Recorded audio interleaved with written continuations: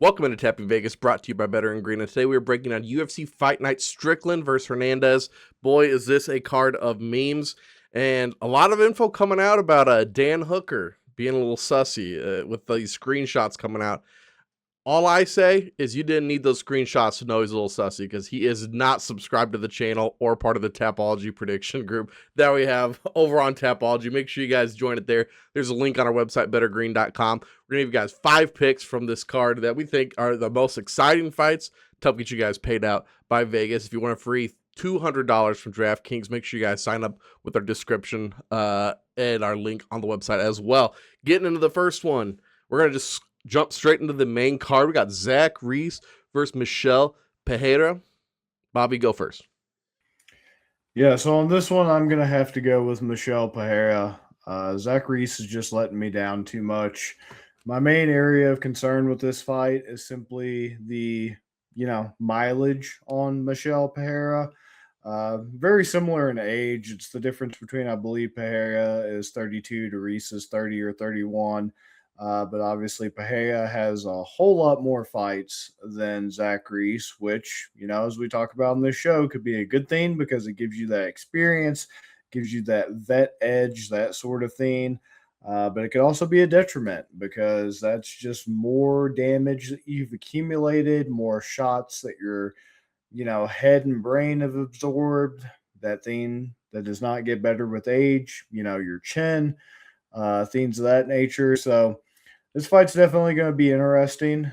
It's just one of those things that I just can't really trust Zach Reese. I still, from his first fight that I have ever covered on this show, which was his Cody Brundage fight, have just such a sour memory about the guy. And he just, when he came back with the whole Muay Thai thing and he just absolutely destroyed the one guy whose name I'm going to remember here in a second here, who's now at this point isn't even worth anything because he's just been getting destroyed by everybody in middleweight division. Ateba Gautier just flatlined him, et cetera, et cetera. He's kind of like the litmus test for the division. But yeah, I mean, he looked good with that Muay Thai stance in that fight. He looked sharp. You thought, this is the beginning of him maybe turning a new leaf and putting that behind him. But just ever since then, even though he has that skill, he just doesn't inspire much confidence. I mean, the Dusko Todovic fight, it's like I picked him in that fight even, and I just still, once again, after I watched it, I was like, I can't keep picking Zach Reese. Like, there's no way to feel good about picking Zach Reese in any fight. He would find a way to lose to your grandma at this point. It's just stupid. But I mean, when you look at the odds, it's kind of the thing that was sticking out to me because I thought it was pretty interesting that with how it's currently set up, you're getting Reese at a plus 130, Pereira's at minus 155. Honestly, I feel like Pereira should be a heavier favorite. And it's also nice because, I mean, 49% of bets are on Pereira, 51% are on Zach Reese, so it's razor close there. So, Vegas isn't really sweating it too much on that. So nothing too crazy there. I just feel like I like Pereira. I mean, it's a, 3-round fight, 15 minutes. Do I think Pereira could get the knockout? Probably not. I honestly would just kind of lean towards that Pereira decision. At plus 550, that's very tantalizing to me. I don't think he's going to get a sub. I don't think this is going to be a grappling match. It's either going to be KO, TKO, or it's going to be a decision. If it was a 5-round fight, I'd lean a little bit more towards, KO, TKO potentially. But actually, I'm just going to say Michel Pereira plus 550 decision looks good enough to me. What do you think? I see this fight very different. I really think both these guys are not good defensively, and they're finishers. Like, neither of these guys want to go to decision. They're both flashy guys with no gas tanks. I'm looking at that under 1.5 licking my lips at minus 130. I do think this fight ends early. Which side? That's harder to tell. But that's why I am going to be on Reese, and I'm just going to take him on the money line at plus 130 because both these guys can finish the other one. It's just who's going to connect.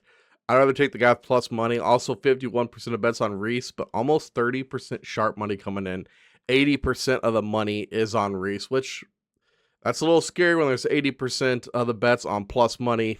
I don't know if the sharps are trying to get one over on him, or that's what Vegas wants. The lines aren't moving a ton. I just think there's too much value on Reese in a fight with two guys that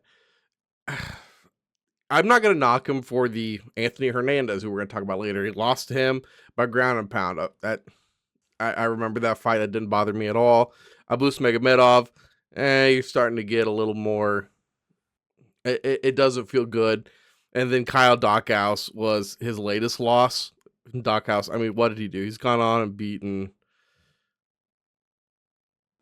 Hey, Dawkins has made a career resurgence since coming back to the UFC. That was his second chance. And I mean, so far he's knocked out Pereira and I mean, it's Gerald Meerschaert. But I mean, hey, so far so good. Round one finishes back to back. So maybe he's doing it. It's scary. And that's round one, 43 seconds into the fight. So that scares me here. The last time Pereira had a fight that he won was Ihor Peteria, who is, I'm gonna be nice, who's not the best fighter in the UFC. Like I said, I just think both these guys are finishers.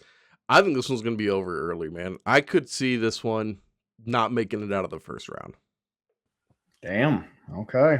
Well, you know what that's a recipe for.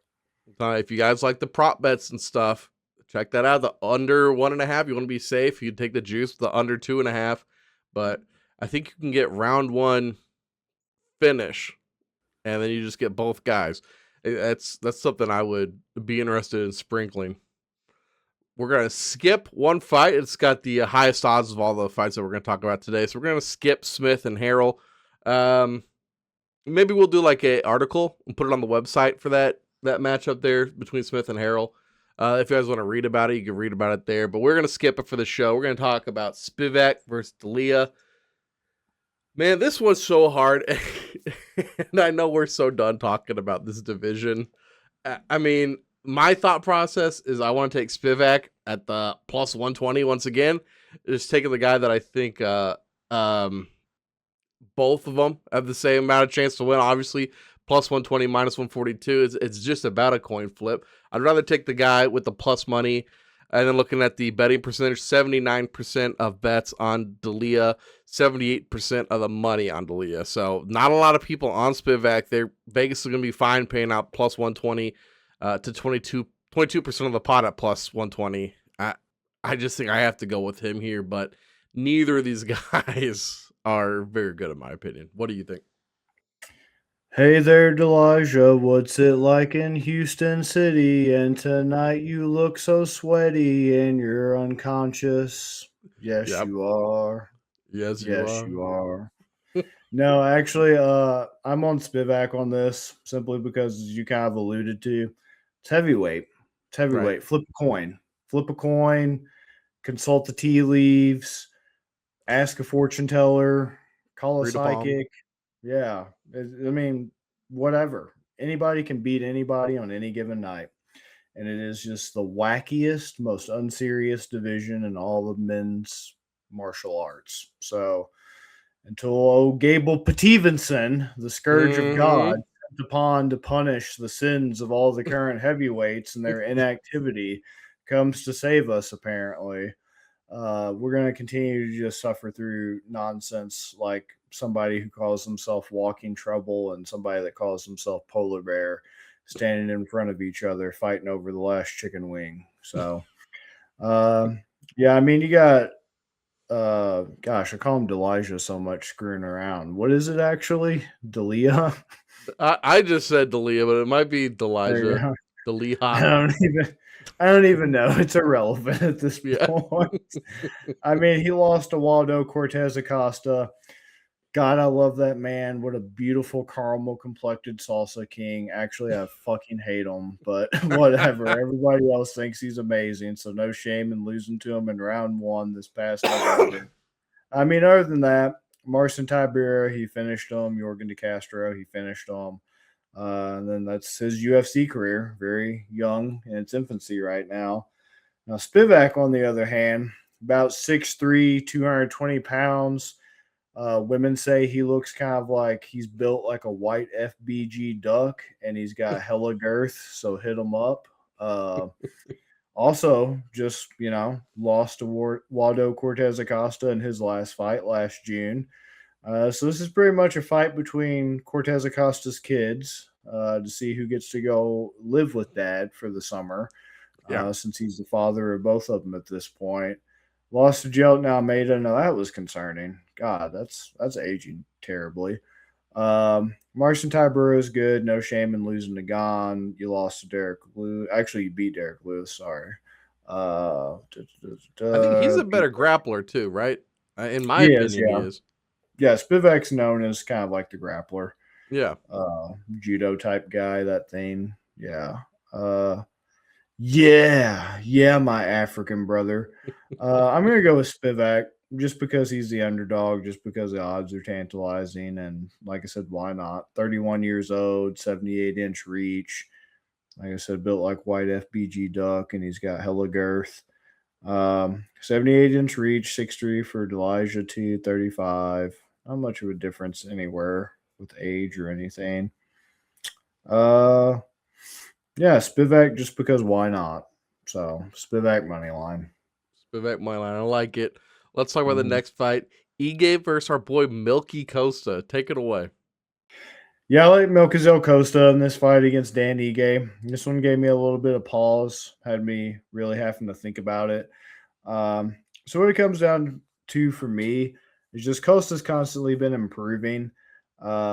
Minus 218 is a bit rich. I think that's a bit crazy, but I mean, whatever compared to plus 180 for Ige. Let's see, you got 73% of bets on Costa. No surprise there. 27% on Ige. Ige's always a game guy. He's always a good fighter. He's top 15 perennially, great gatekeeper. Um, I just think his time's passed. I just don't really think he's evolved much. Um, Costa has a crazy amount of fights to only be 29 in this, relatively Right. recent into his UFC career. That is just insane. Those Brazilians are built different. Mm-hmm. Because man, they do some wild things over there. Um, He but looks yeah, so different too. I know he's built different. That's why his nickname's the Dalmatian. He embraces the Mm-hmm. vitiligo. So, Dude. um, Oh, yeah, Dan Ige. I props. mean, only 34 featherweight. That's not old, but dude's just been in the UFC. It feels like for forever now. I mean, he's been around since, gosh, even longer than I'm going to anticipate. Yeah, 2018 came up on the third season of the Contender Series. At this point, time flies. I mean, he's had a great career, right? Like he lost his debut after the Contender Series, lost that debut, but then he went on his little 3, 4, 5, 6 fight win streak with some names like Mirsad Bektik, a good win back in the day, Edson Barboza, Kevin Aguilar. Those are some good wins. Lost to Cater, no shame there. Back when Cater was on a tear. I mean, lost to Zombie, no shame. No shame to Emmett and Movzar. Beat Damon Jackson. My boy Nate Landwehr, he beat him. Lost to Bryce Mitchell. I mean, he's fought the who's who of the division. But it's a little bit concerning, when you're losing to Patricio Pitbull. Uh, that was kind of like one of those latest in the series of former, Bellator guys coming over from other promotions where the UFC is kind of trying to rub their nose in it and humiliate them a little bit, and it just backfires. Yeah. Um, so that's pretty concerning because I mean, in his last 1, 2, 3, 4, 5 fights here, he's 2-3. Um, hasn't been knocked out, so the chin's still there so far. So that's good for him. But I mean, that's one of those things. It's just kind of like a ticking time bomb. How much longer is that going to last? I mean, he's not old as I mentioned, but he's got a lot of fights. And he's been in the UFC for a while. 19-10 is his record. 29 total fights. Um, I just think Costa's pretty well rounded, man. I've always been impressed by his striking. His striking continues to evolve. His grappling continues to evolve. The guy's just really looking to be learning everything there is to learn about being an MMA fighter in the UFC, and Ige just unfortunately, it seems like he's kind of on the downward spiral, man. I mean, it's got to end at some point for people, even if they're not necessarily physically too old or their reflexes are still there. It's just not looking good. And I mean, Costa, I mean, he's beaten Morgan Charriere. That was a huge win in his most recent fight back in December. He took all of Charriere's hype with that head kick in round one. Julian Erosa fight, we called it for him. Beautiful, just technical. The guillotine over Feely, that's what I really like. That Yeah. showcases versatility in his grappling. So the guillotine over Feely, the rear naked over Sheilon. I mean, he's learned a lot. He's been in the UFC. This will be his third year. He learned a lot from losing to Thiago Moises, lost to Steve Garcia, but that's it. I mean, that's evolution right there. Now he's turned that into a 5-fight win streak. So that shows me that his mental clarity is there, his mental strength's there to be able to overcome that debut, not turn out the way he wanted it and getting finished. He's faced that adversity, and he's, been able to finish 3 out of those 5 fights, 2 by grappling, 1 by a strike finish. Dangerous guy, especially against another young dude like Charriere, to be able to just do that to him and just completely silence everybody as he was just starting to gain steam. So I really like Costa in this fight. I think the odds have it right, unfortunately. But you know what? I might be coming back to this for maybe a haymaker or something because, yeah, you're not getting anything good on Costa if you select a method because decisions minus 145, plus 1400 for a sub. Maybe that could be good, actually. Sub, because, I mean, he's done it before. Mhm. Sub plus 1400, KO, TKO at plus 900. You know what? I think I'm going to pull a sneaky. I think I know what I'm doing this time. I'm going to go with Costa sub at plus 1400 Okay. For your pick for the here. official pick. And I might pull a sneaky later, depending on how the last few fights go. Okay. I agree with you on the side, and I like the Costa sub. I really do like it. I thought that was gonna be the haymaker. I would love that as the haymaker.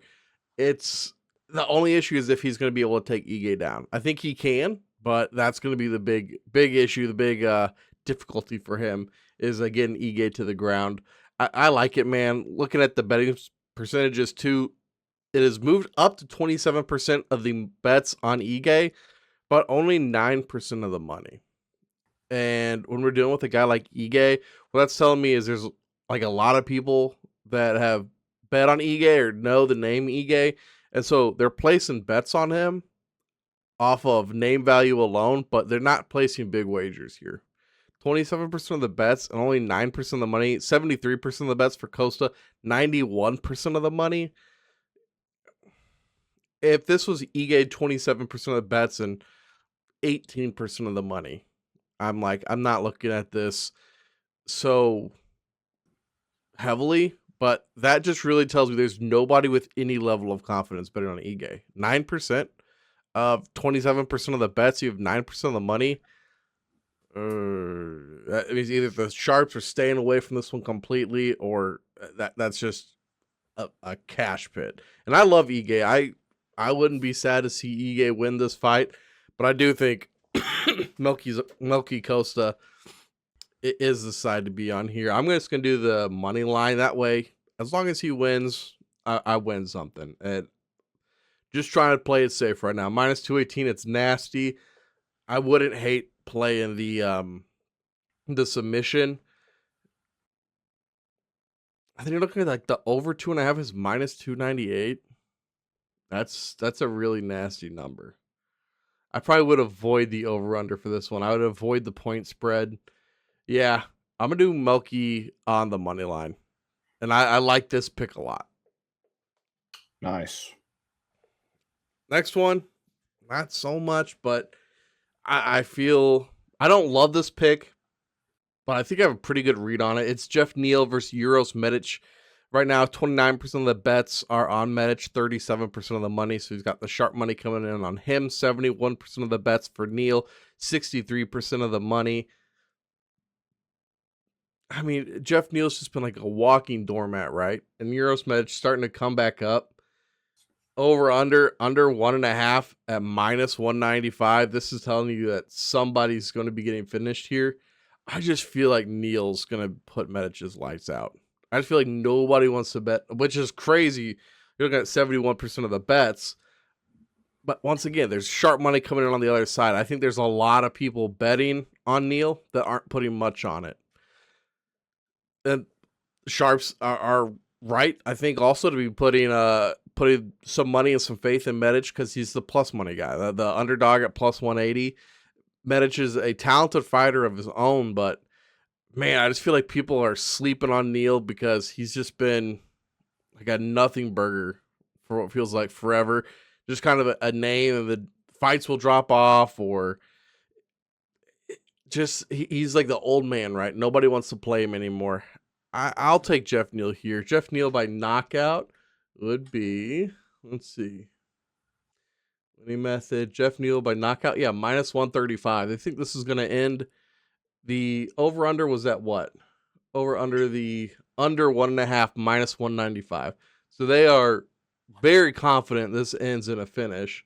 You got the winning methods plus 1,400 for Neal submission, plus 2,000 for Medic submission. So neither of those. And then Medic is plus 225 to get the KO, Neal -135. I think that's telling you everything that you need to know. It's once again, it is the chalk play. It's Neal KO -135, the only minus bet on the board, but I feel like that's what's going to happen. I feel like that's the one. Nobody's going to want to bet it. They might try to get sneaky, play a decision, thinking both these guys aren't going to get it done, or play the Medic side. I feel like it's just a really boring pick. Nobody's going to want to place it. Jeff Neal -135. That's what I am predicting is going to happen. What do you think? Yeah, Texas State Gaming Commission, I'd like to report some screwery going on around here. Right. Some tomfoolery. Yeah, I pretty much have the exact same thoughts as you, which was why I thought when I logged into this, I was going to be excited to see people asleep at the wheel, making Jeff Neal a heavy underdog for kind of all those reasons you mentioned. Because, yeah, I mean, Jeff Neal was a great dark horse in that welterweight division. And I was a big fan of him after the Frank Camacho fight where he just flatlined Camacho. And it's like, man, this guy, I mean, just look at his resume. It's insane what he's been able to do. Another guy that's been in the UFC for a little while now, since 2018, after his Contender Series debut. I mean, he beat Camacho with that beautiful head kick, and I was all aboard the train. And then he beat Bilal Muhammad, the guy who held the belt in 2019, and by decision even. He beat him at his own game.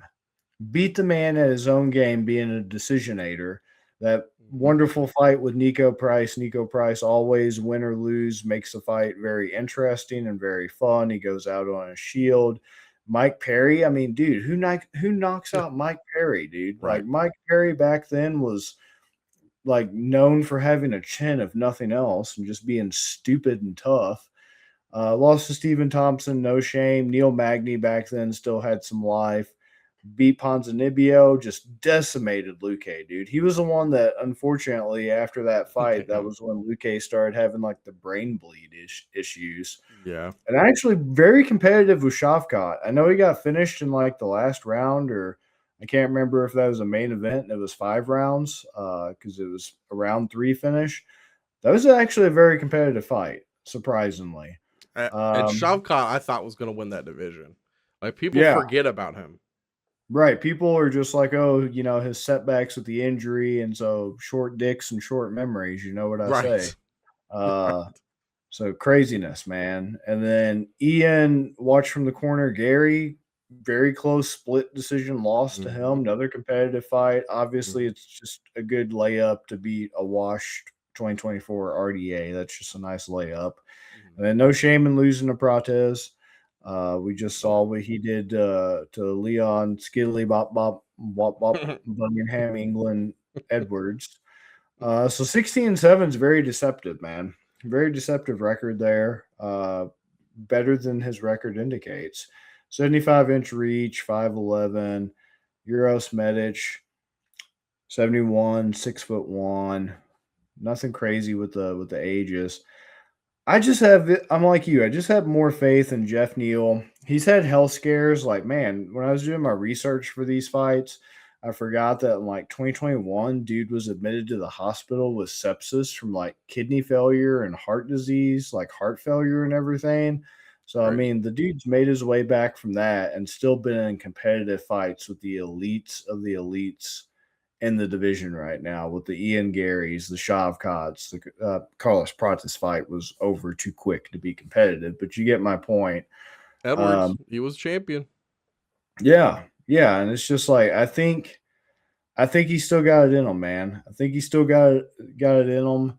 And Medic he was a guy I was really high on that once he came from the Contender Series, I was singing his praises on this show quite a few times.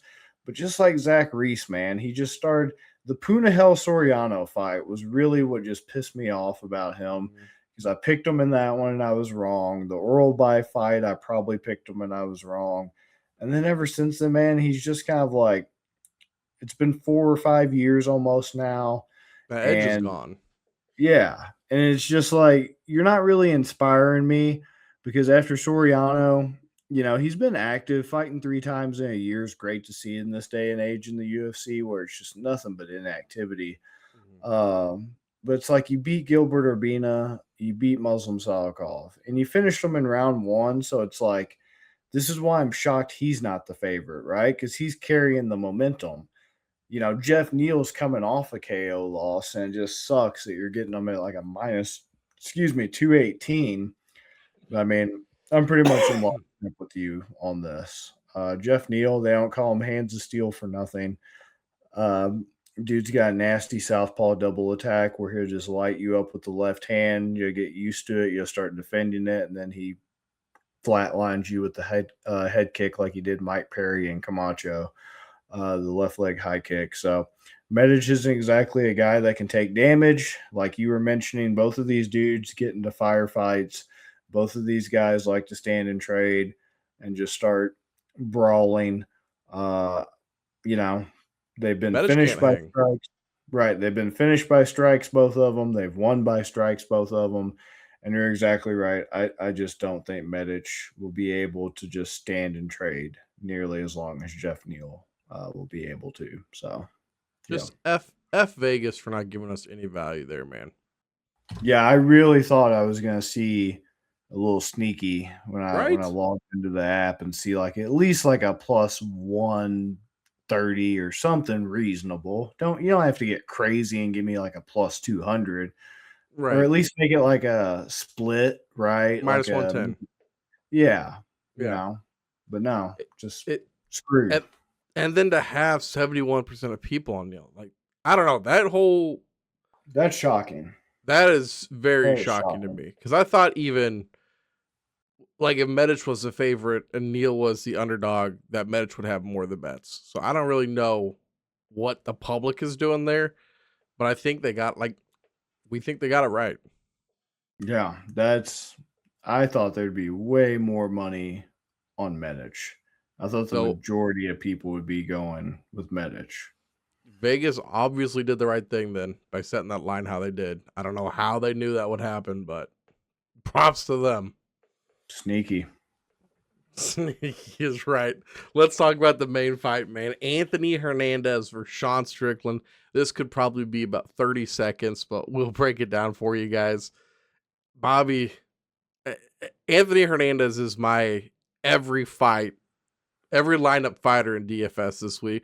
I am just so high on him. What do you think? I mean, you have to be on Hernandez too, right?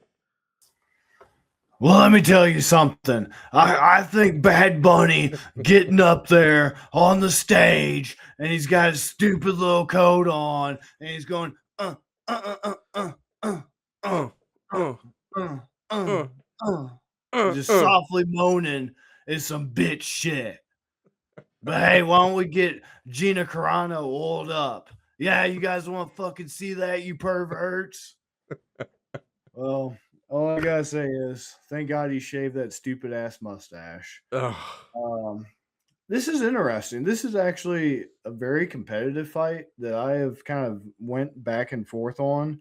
I started off at first when I heard it was announced. I was like, "Oh, Fluffy Hernandez is just going to absolutely take this man and drag his little gazelle carcass into the middle of the octagon and eat it in front of his little gazelle friends, and just they're going to have to watch through the cage and not be able to help him as he just gets his bussy taken right there with no referee or anybody able to stop it."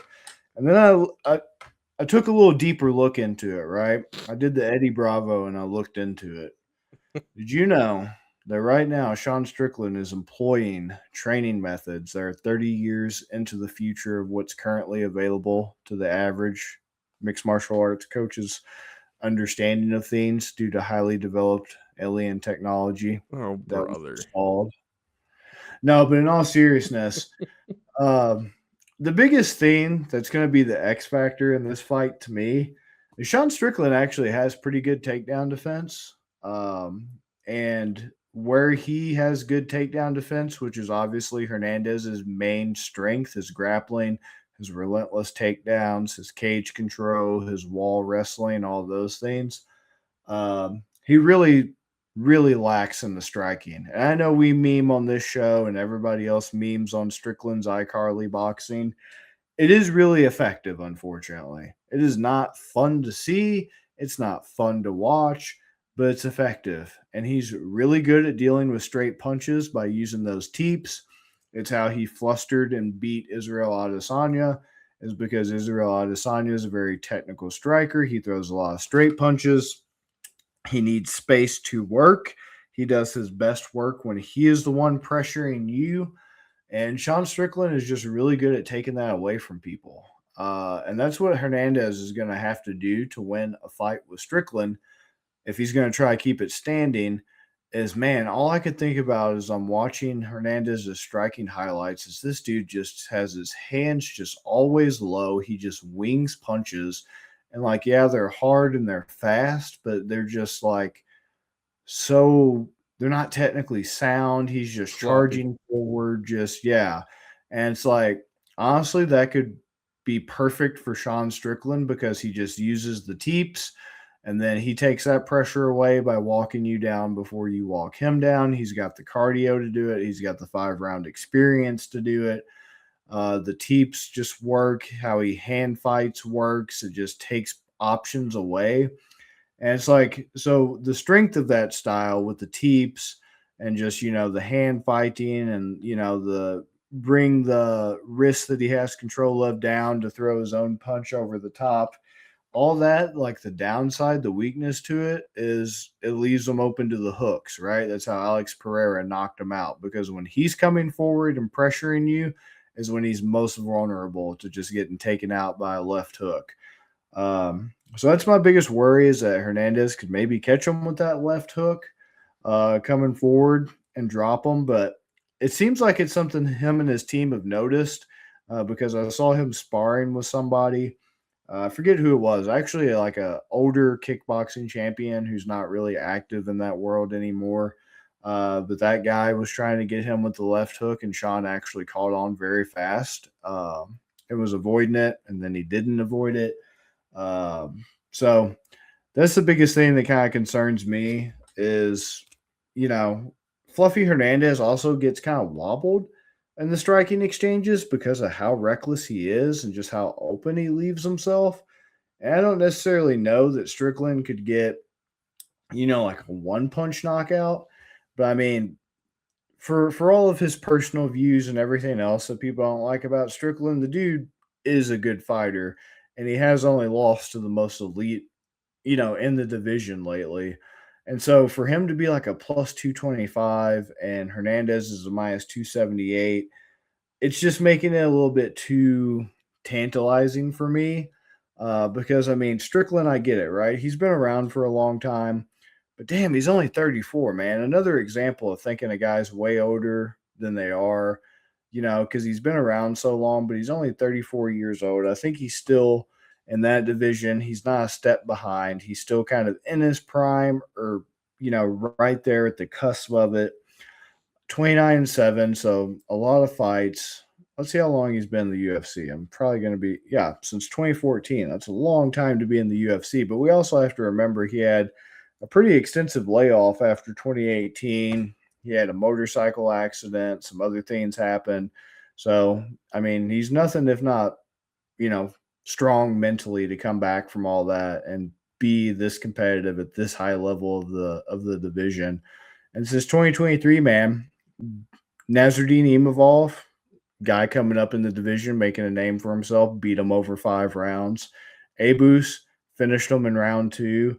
Israel Adesanya beat him over 5 rounds. Uh, Nicholas Dupussy, dropped that split the first fight over 5 rounds. But hey, it was competitive. Paulo Costa beat him over 5 rounds. Just all this 5 round experience. The guy has not been, you know, in a fight that hasn't made it to 5 rounds since 2023 when he finished Abus. So extensive experience with that. And even, before the Abus fight, he was still in 5 round fights. His last 3 round fight scheduled for 3 rounds was like 2021.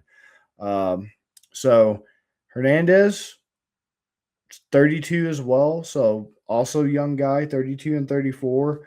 And yeah, Brendan Allen's a good win. Michel Pereira's good. Roman Dolidze, we saw what he did. That was just an ass whipping. That was just insane what he was able to do. Mhm. And since he's been in since 2020, uh, with Kevin Holland was kind of a blemish because actually he's been around since 2018, but he got suspended for weed and everything.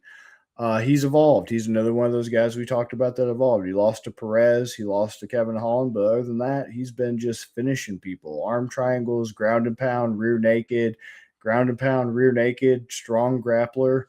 It's just the striking's what concerns me the most. And with Sean Strickland and how his takedown defense is very solid and how his striking doesn't look good, but it's pretty good striking. I think this is actually going to be more compelling and more interesting than most people are giving it credit for. Um, so with that being said, just because I kind of want to take advantage of the discrepancy, because I feel like this should be an even fight, is kind of where I'm at with it. Because I give the overall fight experience to Strickland. I give the 5 round experience to Strickland, the striking advantage to Strickland.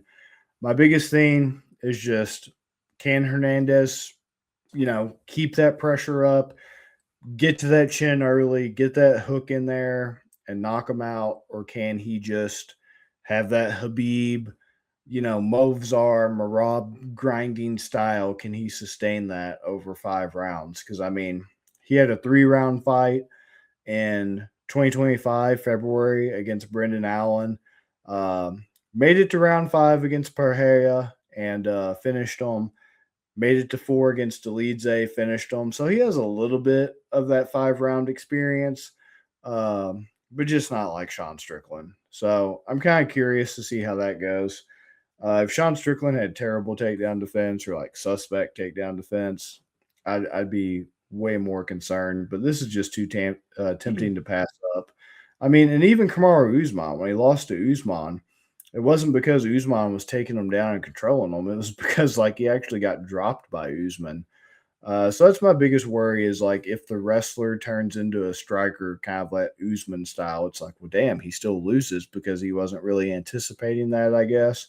And so he gets caught like he did against Usman. But I don't know. Usman had some underrated power in his kicks and in his hands. And especially with, all I'm going to say is if my dad was a chemist and had a pharmacology degree, I'd probably have a lot of power too, a lot more than I do now. So I just like Sean Strickland money line. It's just too interesting and too compelling of a matchup.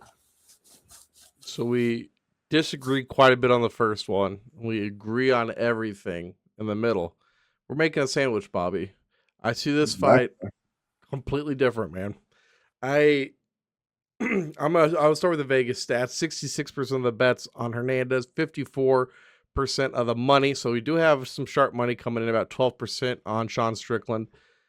But man, if I clone myself and sent myself 2-3 years to Dagestan or 2-3 years on a deserted island, you don't have other wrestling partners, but I will give you a dummy. a weighted dummy, and every single book and DVD about how to get a takedown. And they just drilled that and just perfected the like perfect takedown technique in doing it. And they came back, they still could not take me down because all they're learning on a dummy. It's one shot.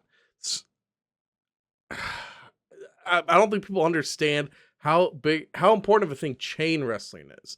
And that's one of the things that Anthony Hernandez is so good at, man. He just, if something doesn't work, you move on to the next one. If you just have a dummy, that's why I made sure to say a weighted dummy. Because if you have a drilling partner, you're going to naturally start getting better with the chain wrestling, with the flow of things. The first shot is not what's going to get Sean Strickland down. Sean Strickland does have pretty decent takedown defense. I think we saw him with double losses to DDP. I think he would get just absolutely destroyed by a guy like Hamzat. I think he's going to get destroyed by Fluffy Hernandez here. I really do. I mean, Fluffy looked so good, and Viddyoze just gave up in that fight. Like, he was literally getting his ass whooped so much, he just gave up. I don't think Strickland's going to give up, but I'm telling you, man, he might stuff the first takedown, but after that, I think he's going to be chasing him, and the best way for Strickland to make it deep into this fight is just run away from Hernandez the whole time. I don't think Hernandez wants to sit there and strike with him. He knows that Strickland's just going to keep that high guard, which does open up his legs more for takedowns, and he's going to be teeping. I don't know if I want to give Fluffy a leg. It's just, there's a lot of things about Strickland, and then his maybe biggest positive about Strickland is how his style conserves his energy.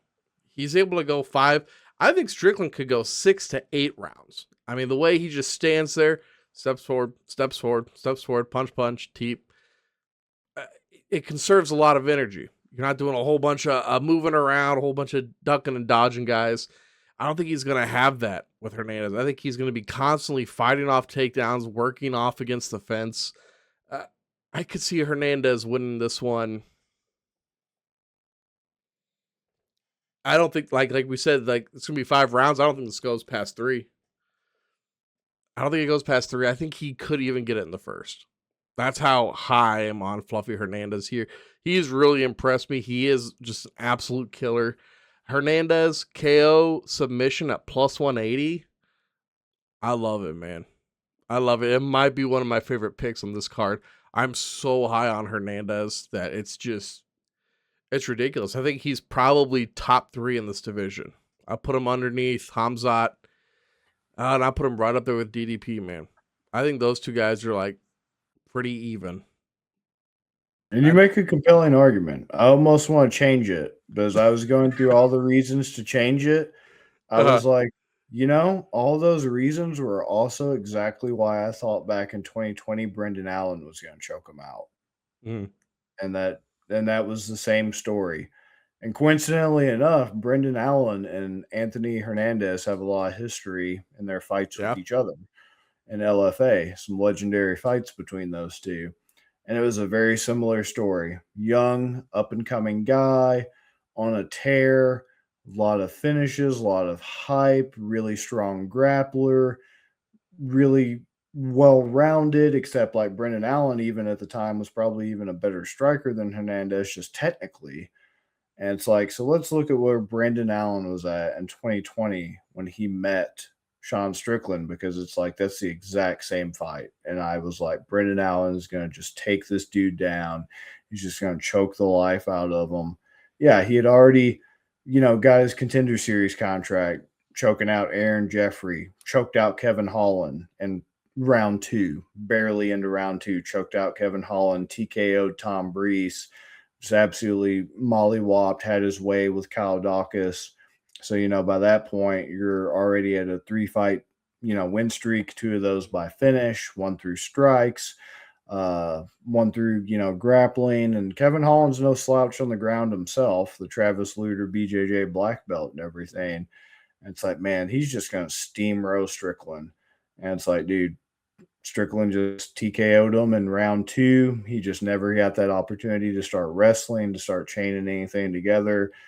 He just kind of got just pieced up on the feet. He just wasn't prepared for the relentless cardio, the relentless pressure of Strickland, and he just crumbled. So we'll see. It's very compelling. Yep. It's definitely the hardest fight on this card, in my humble opinion, to try to determine who's going to win. It's more compelling than I thought it was going to be. Absolutely. And you know what? That makes it even better for everybody watching at this point in the video. Leave a comment down in the description. Let us know what side you guys are on, because me and Bobby here are about as polar opposite as you can get. So if we stay that way, we'd love to know what you guys think in the comments about this one. And then also, like I said, join the Tapology group. That way you guys can make all the picks with us, compete. And we just gave out a signed UFC Fight Glove. This is in the mail on Friday. I know that the jersey got mailed and received this week, so that was awesome to see. The Fight Glove got mailed out on Friday also. Hopefully that's reached him by now. Free merch just for joining the Tapology group. You guys just get entered into it. We can do giveaways all the time here on the show. Bobby, for the final haymaker, what are you thinking? Where are you going after all this? Should I double up on Costa and do KO TKO at plus 900? Should I just double it up? Man, Ige's so tough though. Is my problem. I like the submission, but KO's scary to me. But hey, I let you make the call. There's nothing that I feel strong enough that I'm gonna want to butt in. That's kind of my problem. Is like nothing really tantalizes me too much, because like Jeff Neal, I'm really still disappointed that's only minus 135. Do I think it could go to decision? I really don't. Even for a 3-round fight for 15 minutes, I don't think it's going to go to decision. Reese and Pereira both, if you did KO for either, are plus 150 and 300, so nothing good there either. Yeah, and that one's just too. I'm too scared. I'm tucking my tail on that one, because that's just two guys that I have no faith in either one. I've got no faith in either one of those dudes. Spivak and Dalilo, whatever, you already know how I feel. And then Strickland Hernandez, you already did a good job taking the plus 180 for Hernandez there.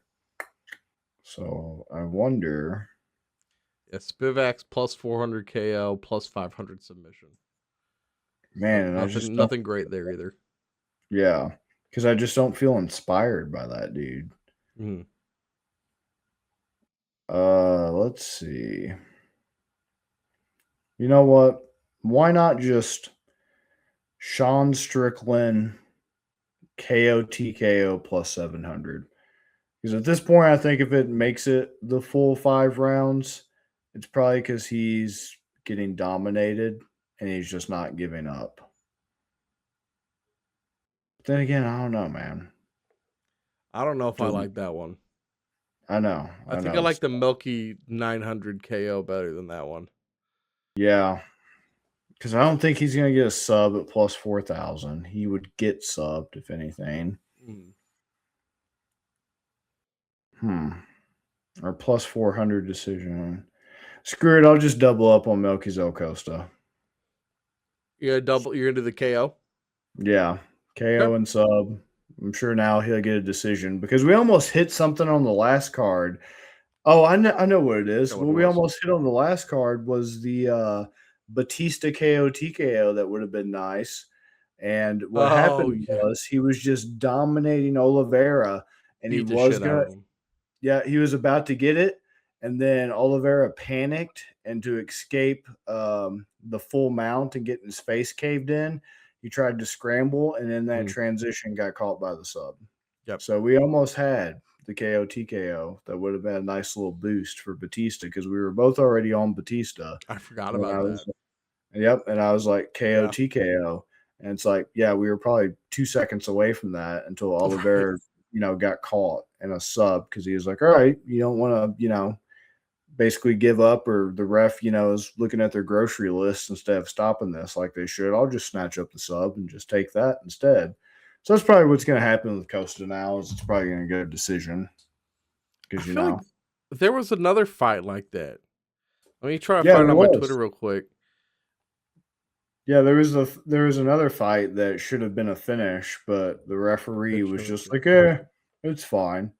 And that fight was which one was that? I think that we Oh, ended was up. that Ola J? Was that the Ola Jacek one?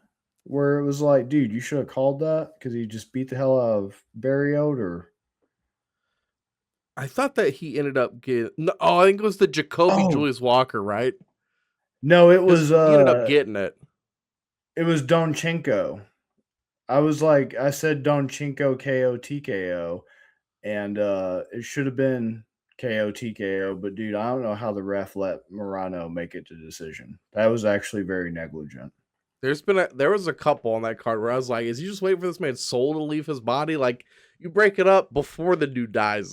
That's the point of Right. why you're here. Not, okay, he's dead now, get off of him. Like, what are you Right. doing, man? Like, there were a couple times last week that were, and I'm not one.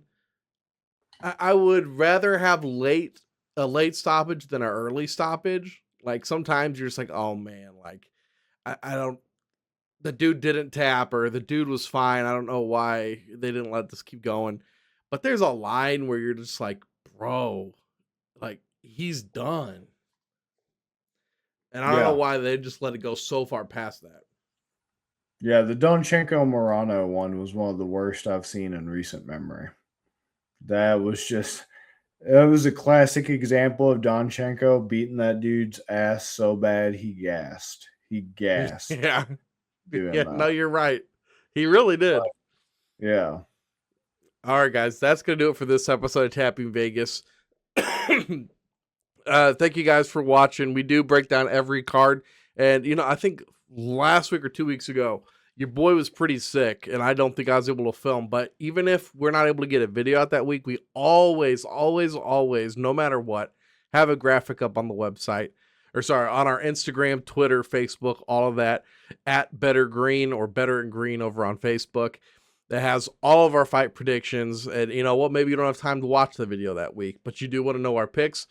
Go to our socials. You guys get all of our picks for you. You guys get our articles all posted there. You get our DFS content over there, dudes.